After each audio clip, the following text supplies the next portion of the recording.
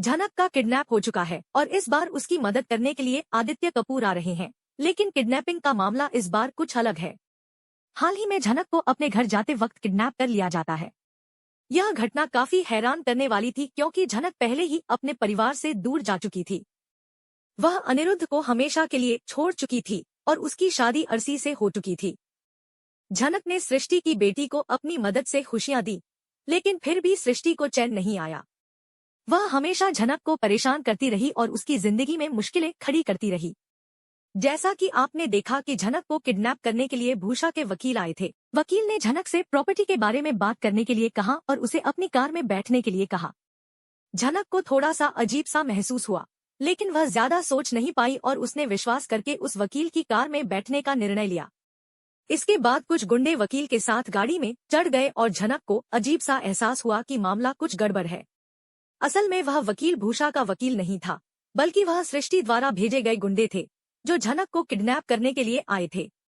अब झनक को किडनैप कर लिया गया था और उसका इस बारे में अनिरुद्ध को कोई जानकारी नहीं होगी। झनक अपनी सारी जानकारी अनिरुद्ध से छुपाएगी क्योंकि वह नहीं चाहती कि उसका कोई वास्ता अनिरुद्ध से रहे। सृष्टि मुखर्जी अब भी झनक से बदला लेना चाहती थी और उसे हमेशा के लिए खत्म करना चाहती थी। सृष्टि ने अपनी बेटी के लिए एक खुशहाल भविष्य बनाने की कोशिश की थी, लेकिन उसे लगता था कि झनक की मौजूदगी उसकी बेटी की जिंदगी में समस्याएं पैदा कर सकती है। इस कारण सृष्टि ने झनक को खत्म करने का सोचा और वह पूरी साजिश के साथ उसे किडनैप करने में सफल हो गई। सृष्टि की हिम्मत पहले से काफी बढ़ चुकी थी क्योंकि वह सोचती थी कि अब उसका कोई कुछ नहीं बिगाड़ सकता। वह समझती थी कि झनक अकेली है और उसका कोई सहारा नहीं है। सृष्टि ने पूरी साजिश रची और झनक को अपने जाल में फंसा लिया। अब सवाल यह था कि अनिरुद्ध झनक को ढूंढ पाएगा या नहीं।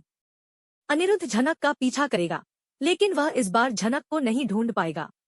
झनक का फोन जब्त कर लिया गया था और उसकी सारी ट्रैकिंग डिलीट कर दी गई थी ताकि किसी को भी झनक की लोकेशन का पता न चले। आदित्य कपूर को जब यह पता चला कि झनक किडनैप हो चुकी है, तो उसने अनिरुद्ध से इस बारे में बात की। आदित्य ने अनिरुद्ध से कहा कि वह झनक को ढूंढने की कोशिश कर रहा है, लेकिन वह कहीं भी नहीं मिल रही है। आदित्य ने यह भी कहा कि हो सकता है कि झनक मुंबई में न हो, लेकिन जब अनिरुद्ध ने पूछा कि क्या वह मुंबई आ सकती है, तो आदित्य ने कहा कि अगर झनक मुंबई आती तो वह उससे जरूर बात करती। आदित्य कपूर ने पूरी कोशिश की, लेकिन वह झनक को ढूंढ नहीं पाया। इसका कारण था कि झनक का फोन भी पूरी तरह से डिलीट कर दिया गया था और उसकी ट्रैकिंग को भी बंद कर दिया गया था, जिससे उसकी लोकेशन का कोई पता नहीं लग पा रहा था। इस बीच आदित्य कपूर को शक हुआ कि शायद कुलभूषण ने झनक को किडनैप कर लिया हो। आदित्य को इस बात का अंदाजा था कि कुलभूषण अपनी गैंग के साथ झनक के पीछे हो सकता है, लेकिन यह कोई पक्का सबूत नहीं था। आदित्य को यह महसूस हुआ कि झनक की जान अब खतरे में है और उसकी मदद करना उसकी जिम्मेदारी बनती है। उसने अनिरुद्ध को बताया कि हो सकता है कि कुलभूषण ने झनक को किडनैप कर लिया हो और उसे अपनी गैंग के साथ कहीं छुपा लिया हो।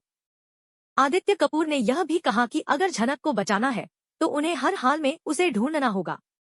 इस किडनैपिंग में सृष्टि मुखर्जी के हाथ होने का शक और भी गहरा हो गया है। सृष्टि ने झनक को किडनैप करने के लिए पूरी साजिश रची थी और अब वह इसे अंजाम तक पहुंचाने में सफल हो चुकी थी। अब आदित्य कपूर और अनिरुद्ध के लिए यह सवाल था कि वह झनक को कैसे ढूंढ पाएंगे। आदित्य कपूर ने पूरा ध्यान झनक की तलाश पर लगा दिया था, लेकिन कोई ठोस जानकारी हाथ नहीं आ रही थी। जी हाँ दोस्तों, झनक की जान अब खतरे में है और इस बार खतरा उसके ऊपर मंडरा रहा है। कुलभूषण, जो अपनी गैंग के साथ घूम रहा है, ने झनक पर नजर रखी हुई है। यह बात आदित्य कपूर ने अनिरुद्ध को बताई थी और अनिरुद्ध को इस बारे में सुनकर काफी परेशान हो रहा होगा। आदित्य कपूर ने कहा कि झनक को कुलभूषण और उसकी गैंग ने किडनैप कर लिया है और उसकी जान को खतरा हो सकता है। आदित्य ने अनिरुद्ध से कहा कि हमें झनक को ढूंढने के लिए जल्द से जल्द कुछ करना होगा, क्योंकि अगर हम अभी से ध्यान नहीं देंगे तो झनक की जान खतरे में पड़ सकती है। झनक को किडनैप करने के बाद उसके साथ जो हुआ वह एक बहुत बड़ा रहस्य है। वह किडनैप हो गई और अब उसे मुंबई ले जाने की योजना बनाई गई थी, क्योंकि झनक को बताया गया था कि उसके पापा की प्रॉपर्टी मुंबई के पास है और वह वहां चलकर देख सकती है। लेकिन असल में झनक को मुंबई ले जाना कोई इरादा नहीं था। वह मुंबई में कहीं नहीं जा रही थी, बल्कि उसे कहीं और कोलकाता में ही छुपाया जाएगा ताकि कोई भी उसे ढूंढने में कामयाब न हो सके। अब इस साजिश के मास्टरमाइंड के रूप में सृष्टि मुखर्जी सामने आती है। सृष्टि की पूरी योजना यह है कि वह झनक को खत्म कर दे। सृष्टि का मानना था कि झनक उसकी बेटी की जिंदगी में हमेशा समस्या पैदा करती रहेगी और इसलिए उसे खत्म कर देना ही बेहतर रहेगा।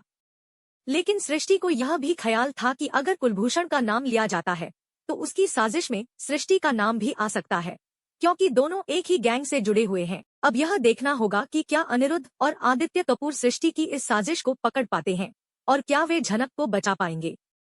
सृष्टि का इरादा साफ था और वह अपने रास्ते में आने वाली किसी भी परेशानी से बचने के लिए कुछ भी कर सकती थी। हालांकि सृष्टि को झनक को खत्म करने की योजना में एक और शख्स का समर्थन मिल सकता था और वह था तेजस। तेजस भी झनक से छुटकारा पाना चाहता था क्योंकि झनक उस पर दबाव बना रही थी। वह झनक के खिलाफ था क्योंकि वह झनक के द्वारा अपने पिता के हक को छीनने के खिलाफ था। तेजस का भी यही इरादा था कि वह झनक को किसी भी तरीके से खत्म कर दे। अब अगर तेजस इस साजिश में शामिल हुआ तो सृष्टि के साथ मिलकर झनक को खत्म करने की पूरी कोशिश करेगा। तेजस पहले भी झनक को किडनैप करने में शामिल था और इस बार भी वह झनक को गाड़ी में बांधकर कहीं फेंकने का काम करेगा। तेजस का दिमाग भी बहुत शातिर है और वह पूरी तरह से सृष्टि की मदद करने के लिए तैयार होगा। अब यह सवाल उठता है कि क्या झनक अपने दुश्मनों से बच पाएगी या फिर इस बार सृष्टि और उसके साथियों का प्लान कामयाब हो जाएगा। झनक के लिए हालात बहुत कठिन होते जा रहे हैं। हर दिन नए दुश्मन सामने आ रहे हैं और उसका कोई भी सुरक्षित स्थान नहीं बचा है। आदित्य कपूर और अनिरुद्ध को यह समझना होगा कि झनक को बचाने के लिए उन्हें हर संभव प्रयास करना होगा। दोनों को मिलकर सृष्टि और कुलभूषण के जाल को तोड़ना होगा ताकि वे झनक को ढूंढ सकें और उसे बचा सकें। आदित्य कपूर पहले ही जानता था कि झनक की जान खतरे में है और उसने अनिरुद्ध से कहा भी था कि झनक को बचाने के लिए उन्हें उसे सुरक्षित रखना चाहिए। लेकिन यह बात अनिरुद्ध के लिए बहुत मुश्किल थी क्योंकि उसे लगता था कि वह झनक को पूरी तरह से सुरक्षित नहीं रख पा रहा है। आदित्य कपूर की तरफ से झनक की रक्षा की पूरी जिम्मेदारी थी और वह यह वादा कर चुका था कि वह झनक का साथ कभी नहीं छोड़ेगा। आदित्य कपूर झनक के लिए सच्चा दोस्त बन चुका था और उसकी जान की सलामती के लिए वह अपनी जान की बाजी लगाने को तैयार था। अब देखना यह है कि आदित्य कपूर और अनिरुद्ध मिलकर किस तरह से झनक को ढूंढेंगे। दोनों के पास एक ही रास्ता है, सृष्टि और कुलभूषण के इस साजिश को खत्म करना। लेकिन क्या यह दोनों सृष्टि और कुलभूषण को पकड़ने में कामयाब हो पाएंगे, यह देखना बेहद दिलचस्प होगा। इस पूरे घटनाक्रम में कई ट्विस्ट्स और सस्पेंस देखने को मिलेंगे। आदित्य कपूर के मन में यह सवाल उठ रहा था कि अगर झनक की जान खतरे में है तो क्या वह उसे बचा पाएगा। क्या वह इस बार सृष्टि और कुलभूषण के खिलाफ ठोस कार्रवाई कर पाएगा। यह सब तो समय ही बताएगा, लेकिन अब आदित्य कपूर ने पूरी तरह से ठान लिया है कि वह झनक को हर हाल में बचाएगा। सृष्टि मुखर्जी की साजिश के बावजूद आदित्य कपूर और अनिरुद्ध मिलकर उसे हराने की कोशिश करेंगे। अब यह देखना होगा कि 5 साल का लीप आने के बाद कहानी किस दिशा में बढ़ेगी और झनक और अनिरुद्ध की जिंदगी में क्या नए मोड़ आते हैं। 5 साल के लीप के बाद झनक और अनिरुद्ध का बेटा उनकी जिंदगी को एक नई दिशा दे सकता है और इससे कहानी में और भी ट्विस्ट्स आने की संभावना है। अंत में झनक के साथ जो भी हो, आदित्य कपूर और अनिरुद्ध उसके लिए पूरी कोशिश करेंगे ताकि वह सृष्टि और कुलभूषण की साजिश से बच सके। इन दोनों के लिए यह एक बड़ी चुनौती होगी, लेकिन क्या वे इसे पूरा कर पाएंगे? समय ही इसका जवाब देगा। आखिरकार अब यह देखना दिलचस्प होगा कि आदित्य कपूर और अनिरुद्ध झनक को ढूंढने में सफल होते हैं या नहीं। क्या सृष्टि की पूरी साजिश सफल हो पाएगी और झनक का क्या होगा? यह सब आने वाले एपिसोड में ही पता चलेगा।